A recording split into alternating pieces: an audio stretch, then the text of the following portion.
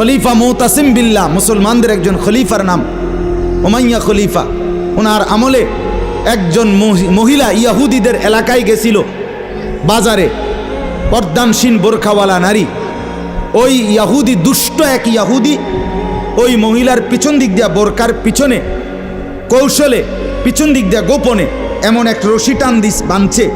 রশি বাঁধ দেওয়ার কারণে মহিলা যখন সামনের দিকে আগাইছে, তখন এই রশির টান লাগাতে মহিলার বোরকা উঠে গেছে উপরের দিকে সামান্য, উনি পড়ে গেছে।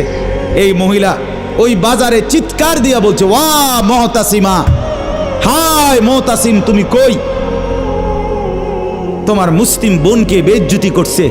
সাথে সাথে খলিফা মুতাসিম বিল্লাহ পুরা বাহিনী নিয়ে আইসা ওই ইহুদি অঞ্চল পুরা জ্বালায় ফেলছে। কথা ছিল এই, বা কথা ছিল এই, রক্ত আর আমাদের গায়রত আর আমাদের হারিয়ে ফেলেছি।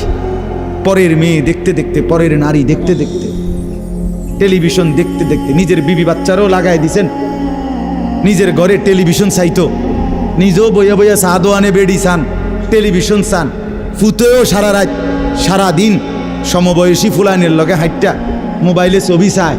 তো সমাজ গড়বে কে? পরিবার নিরাপদ থাকবে কেমনে? কথা বলেন না কেন?